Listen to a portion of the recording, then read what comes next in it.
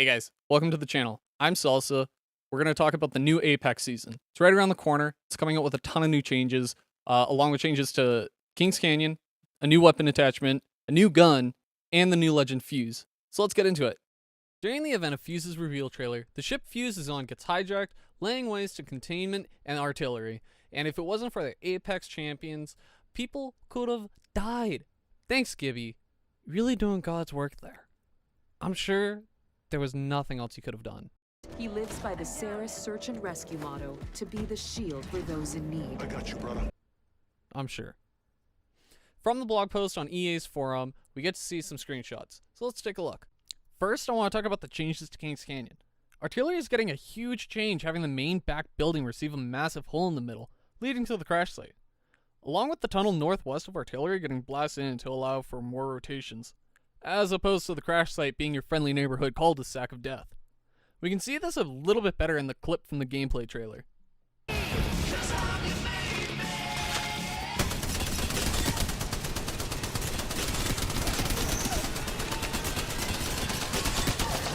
The new crash site is new real estate on the map as well. As opposed to just changing a pre-existing part of the map like Respawn has in the past, they've gone and expanded to make up for removing parts of the map.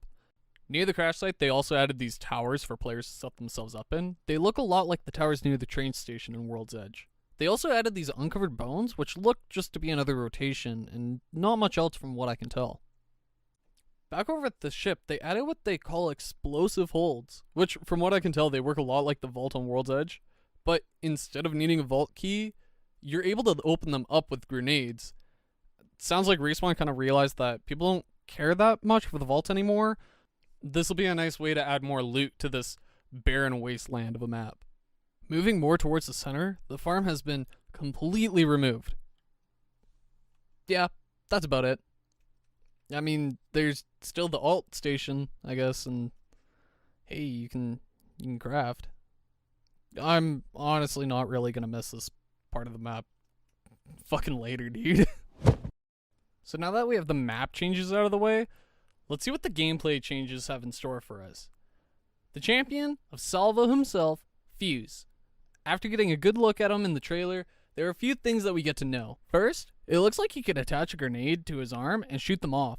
The thing I'm wondering about is if loading a grenade to your ability takes the nade from your inventory, allowing you to hold more, or if it just uses one from your inventory.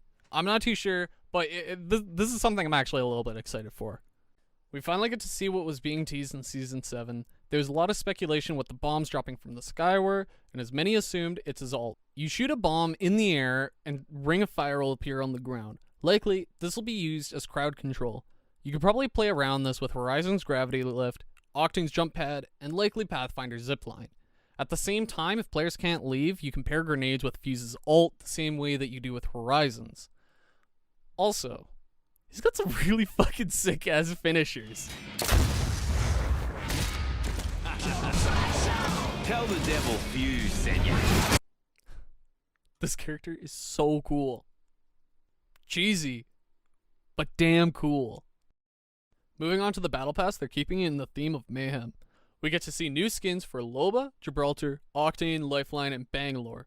Bangalore and Lifeline look to get the gold skins titled Bad to the Bone for Lifeline, which, by the way, looks friggin' badass, and Radical Action for Bangalore.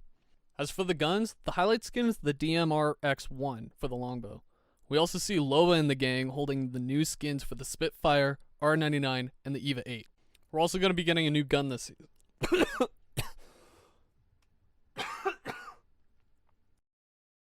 The 3030 repeater. It looks a lot like the G7 Scout in functionality, but it has a zoom in mechanic where if you're ADS for a bit, it'll do a lot more damage. From what we can tell, it probably does somewhere around 100 damage to the head, but we're going to have to see how much it actually does on release. There's not a whole lot of information on it right now. The addition I've been wanting to bring up for a while now, Golden Magazines.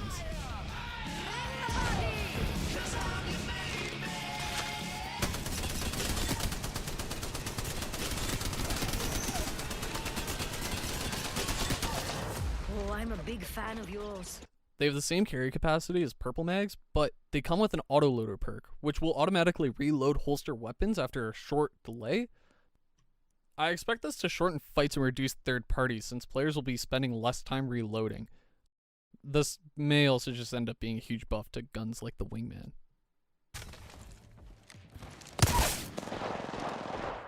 Woo!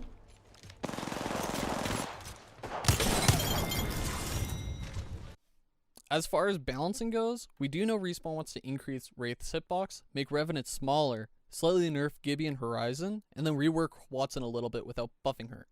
Rampart should also be seeing a 45 HP increase to her barriers, but I don't think that that's a buff that's going to significantly increase her pick rate.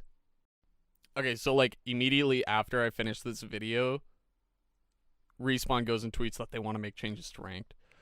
Basically what they want to do is that they want to make ranked a little bit healthier in terms of Diamond Plus and make it easier to rank up. So what they did is that they're going to make it so that you gain points after placing 13th instead of 10th. So you start gaining earlier. And then kill and assist count has been raised to 6 for cap. So KP isn't capped at 5 anymore, it's capped to 6.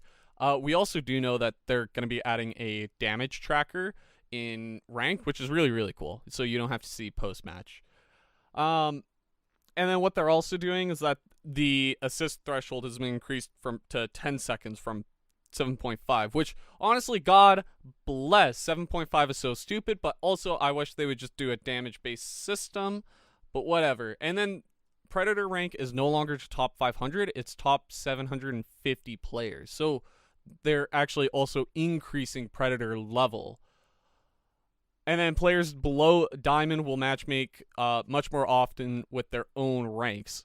So I'm going to put some images on screen of the new rewards as well that they're kind of showing off. And then I'll leave in the description a link to the forum post just so that you guys can go over it yourself too. Season 8 will be released Tuesday, February 2nd, where I'll be streaming the start of the new season here on YouTube, Twitch, and Facebook. Links will be in the description. I also stream Mondays, Tuesdays, and usually on Fridays in the evening till late. I hope to see you guys there.